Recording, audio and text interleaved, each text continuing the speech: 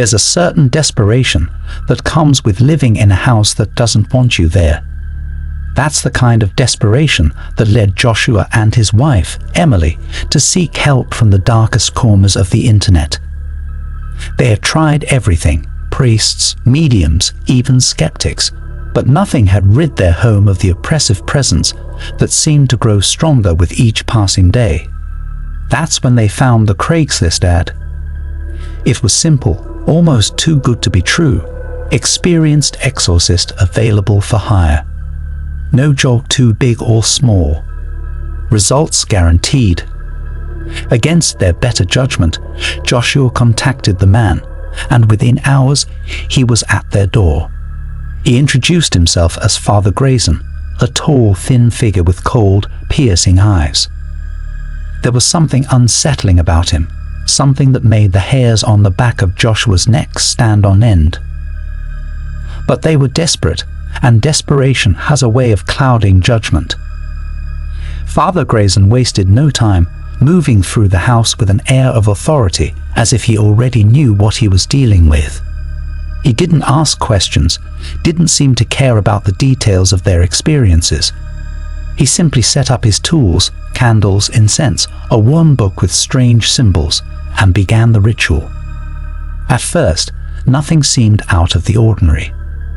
The air grew thick with the scent of burning herbs, the flames of the candles flickering in the dim light. Joshua and Emily stood back, watching with a mix of hope and fear. But then, as Father Grayson chanted in a language neither of them understood, the temperature in the room plummeted.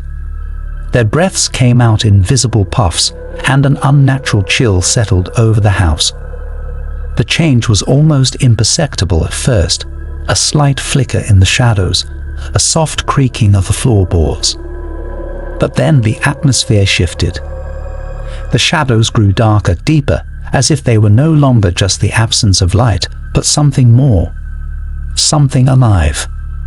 Joshua felt a sudden, overwhelming sense of dread, a primal fear that rooted him to the spot. Father Grayson's voice grew louder, more commanding, but it wasn't a voice of comfort. It was harsh, guttural, almost inhuman. The shadows seemed to respond, twisting and contorting into shapes that defied logic. Emily clutched Joshua's arm, her eyes wide with terror. They had invited this man into their home, and now it felt as though they had opened a door they couldn't close. Without warning, the candles went out, plunging the room into darkness. The only light came from the faint glow of the embers in the fireplace. Father Grayson continued to chant, his voice echoing unnaturally in the confined space. Joshua could feel the presence in the room intensify, pressing down on him like a physical weight. It was as if the house itself was alive, breathing, watching. Suddenly, a violent force ripped through the room, knocking Joshua and Emily to the floor. The walls shook, the windows rattled, and a low, menacing growl filled the air. Joshua tried to scramble to his feet, but it was as if the very ground was fighting against him. The presence in the room was no longer just malevolent, it was angry. It was vengeful. Father Grayson's chanting reached a fever pitch, his voice rising above the chaos. But instead of calming the situation, it seemed to provoke whatever was in the house. The shadows surged forward, enveloping the exorcist, and for a moment, Joshua could see something within them, something with eyes that gleamed with a sinister light. Then, as quickly as it had begun, the chaos stopped. The room was silent still. The oppressive presence was gone, but so was Father Grayson. The man who had promised to rid their home of evil had been consumed by it. Joshua and Emily were left alone in the dark, the house eerily quiet around them. But the silence didn't last. As the minutes ticked by, they began to hear faint whispering coming from the very walls. It was a low, insistent murmur, growing louder with each passing second. Joshua realized with dawning horror that the presence they had tried so desperately to banish was still there. But now it was stronger, and it was angry. The house had been changed by the ritual, its very foundations infused with a darkness that could not be undone. The shadows seemed to pulse with malevolent energy, moving of their own accord, creeping closer with each passing moment. Joshua and Emily could feel the walls closing in on them, the air growing thicker, more oppressive. There was no escape. The last thing they saw before the darkness claimed them was the flicker of candlelight, the faintest glimpse of Father Grayson's twisted smile. He had promised them results, and he had delivered. But the cost was far greater than they could have ever imagined. The house now belonged to the darkness, and so did they. The Craigslist ad remained online, a trap for the next desperate souls who would seek out the services of the Craigslist exorcist. A man who was not a savior, but a harbinger of something far more sinister.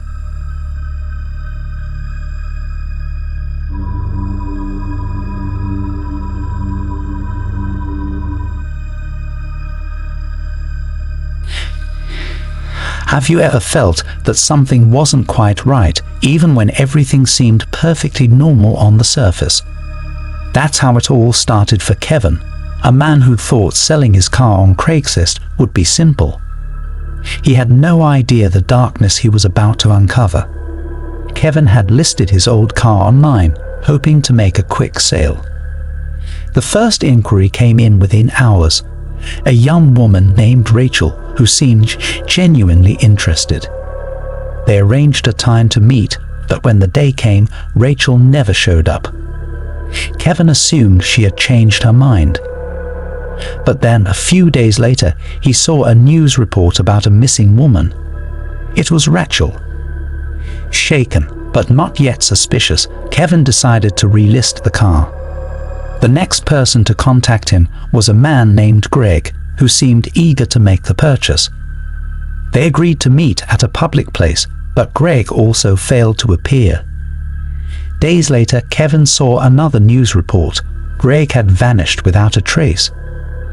Now, a cold sense of dread began to settle over Kevin.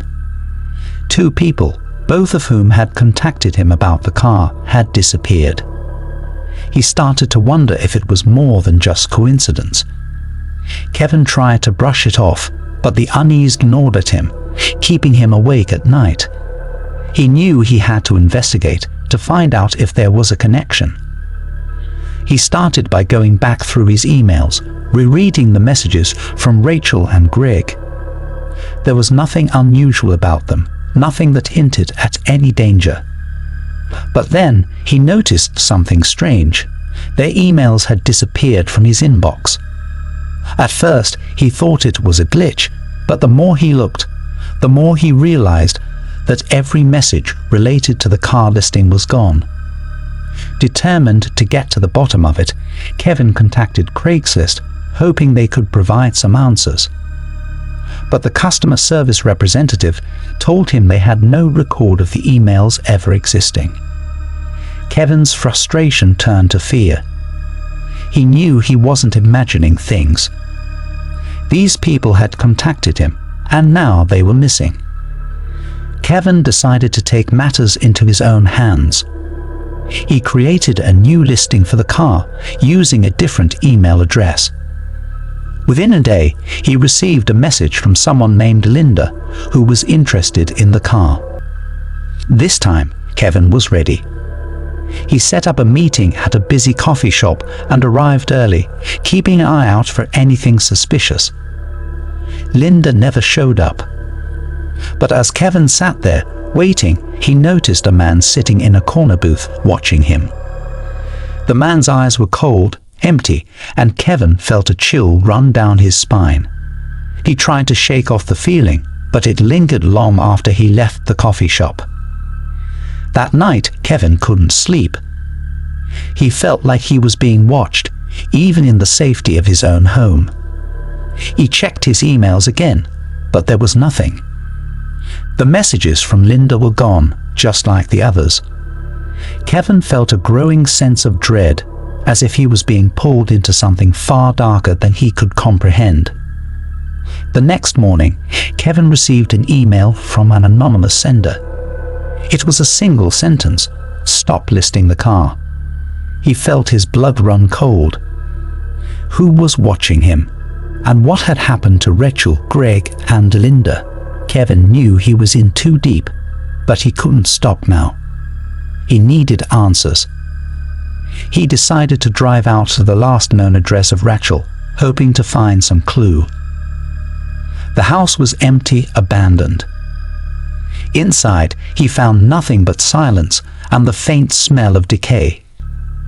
As he explored the darkened rooms, he felt an overwhelming sense of being watched. It was as if the walls themselves were closing in on him. Suddenly, Kevin heard a noise, a faint, whispering sound, like voices coming from the walls. He tried to find the source, but the whispers grew louder, more insistent, until they filled his head. He stumbled out of the house, gasping for breath, his heart pounding in his chest. He knew he had to get away, but as he reached his car, he saw the man from the coffee shop standing in the driveway. The man's cold eyes bored into Kevin, and he felt a wave of terror wash over him. The whispers grew louder, more intense, until they were all he could hear. The man stepped closer, and Kevin felt his body freeze, unable to move.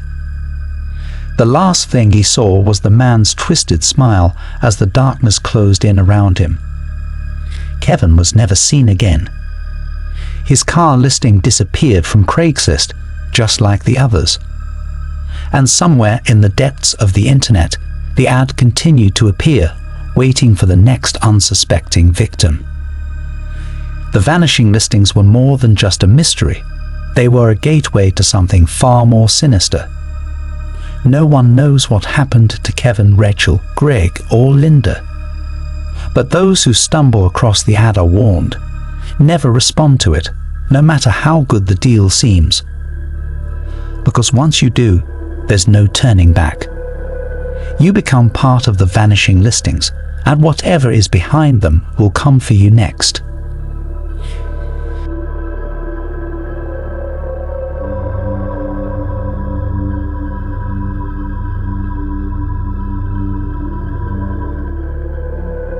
Desperation can make people do things they wouldn't normally consider.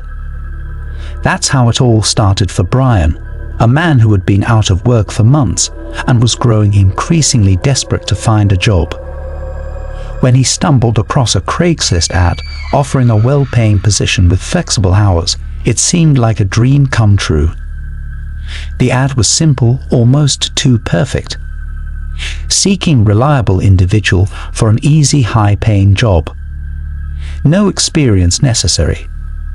There was no company name, just an address and a promise of immediate employment. Brian hesitated for only a moment before replying. He couldn't afford to be picky. Within minutes, he received a response with an interview time and a request to bring his ID. The address led him to an old industrial part of town, where the buildings were weathered and the streets eerily quiet. Brian's unease grew as he approached the location, a large, imposing warehouse that seemed out of place in the modern world. The windows were boarded up, and the air was thick with a sense of abandonment. But he pushed his doubts aside, telling himself that this could be his chance to turn things around. He entered the building through a heavy, rusted door that creaked loudly as it swung open. Inside, the warehouse was dark and musty, the only light coming from a few dim bulbs hanging from the ceiling. Brian called out, but his voice echoed through the empty space with no response. His footsteps echoed as he walked further in, his eyes straining to see in the dim light. As he ventured deeper into the warehouse, the door slammed shut behind him with a deafening bang. Brian's heart skipped a beat, and he spun around, only to find that the door was now locked. Panic started to set in, but he forced himself to stay calm. He told himself it was just an old door, nothing more. He had come this far, and he couldn't back out now. Suddenly, a figure emerged from the shadows, a man dressed in a suit that seemed out of place in the dilapidated surroundings. The man's face was hidden in the shadows, but Brian could feel his cold gaze. Without a word, the man motioned for Brian to follow him. Hesitant, but feeling he had no choice, Brian obeyed. They walked through a maze of narrow corridors, the air growing colder and the walls closing in. The man led Brian to a small room at the back of the warehouse, where a single chair sat in the center of the room. The walls were lined with old, yellowed papers covered in strange symbols and words that Brian couldn't decipher. The man gestured for Brian to sit, and though every instinct screamed at him to run, Brian found himself lowering into the chair. The moment he sat down, the man left the room, closing the door behind him. Brian tried to stand up, but he found himself unable to move. It was as if an invisible force was holding him in place. His heart raced, and his breath quickened as the reality of his situation began to sink in. He was trapped, with no idea where he was or why he was there. Minutes passed, or maybe it was hours. Time seemed to lose all meaning. The only sound was the faint hum of electricity and the occasional creak of the old building. Then the lights flickered, and the symbols on the walls began to glow with an eerie, pulsating light. Brian's eyes widened in terror as he realized the symbols were moving, shifting on the walls as if they were alive. A low, guttural growl filled the room, reverberating through Brian's bones. He tried to scream, but no sound came out. The symbols on the walls grew brighter, their glow intensifying until the entire room was bathed in a sickly, unnatural light. Brian could feel something watching him, something that wasn't human. The growling grew louder, more intense, and the air grew thick with the stench of decay.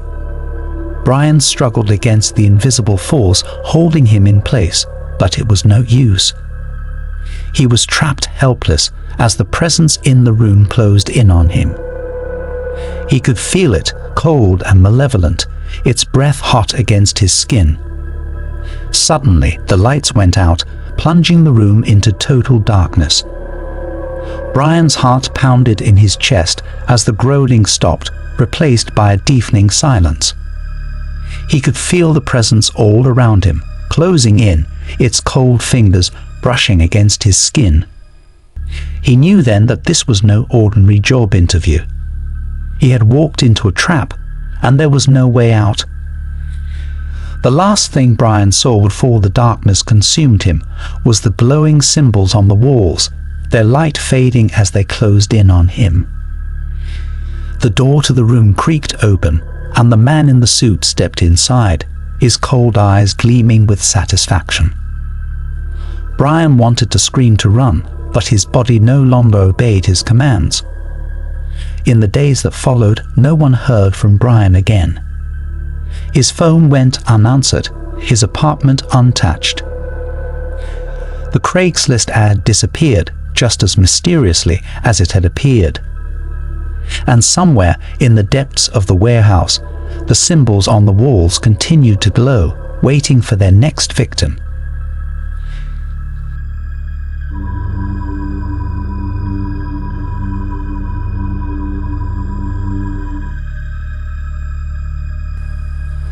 There's a certain allure to a deal that seems too good to be true. That's exactly what drew Stephen and Amelia to the house they found on Craigslist. It was listed at a price far below market value, and the photos made it look like a charming, if slightly worn, fixer-upper in a quiet area. They couldn't believe their luck when the seller seemed eager to close the deal quickly, handing over the keys with little more than a handshake. The house was in a secluded part of town, surrounded by thick woods that gave it a sense of privacy. At first, it seemed like the perfect escape from their hectic lives. But as they settled in, the atmosphere began to change. Strange cars started appearing in the driveway late at night, idling for a few minutes before disappearing back into the darkness. When Stephen confronted one of the drivers, the man simply asked for someone named Vince before speeding away. The unease grew, and Stephen began to feel like they were being watched. Amelia noticed it too, but they both tried to brush it off, not wanting to believe they had made a terrible mistake. But the turning point came when Stephen discovered a hidden door in the basement. Behind it was a secret room filled with drugs, money, and weapons, a full-scale operation hidden right under their noses. Panic set in as Stephen realized the danger they were in. This wasn't just a house, it was a front for a drug ring. And now that they had discovered it, they knew too much. Before they could figure out what to do, they heard the front door slam upstairs. Stephen rushed up to find Amelia being held at gunpoint by a man who had clearly come to collect his stash. The man's cold eyes sized them up, and Stephen knew they weren't going to be allowed to leave. More men arrived, blocking every exit, and Stephen and Amelia were tied up and forced to sit in the living room while their captors decided their fate. The night stretched on in agonizing silence, the weight of their situation pressing down on them. As dawn approached, the men seemed to reach a decision. But just as they prepared to leave, Stephen saw his chance.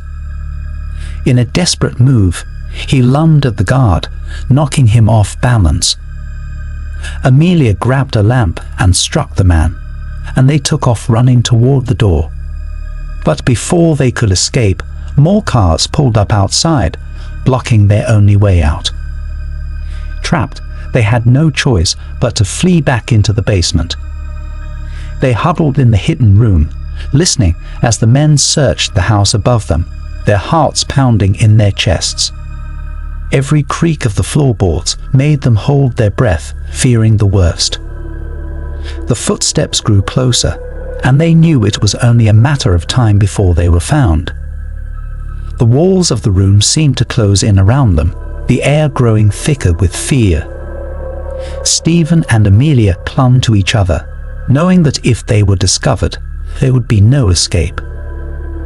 The nightmare they had stumbled into was far from over, and the house that had once seemed like a dream come true had become a prison from which they might never escape.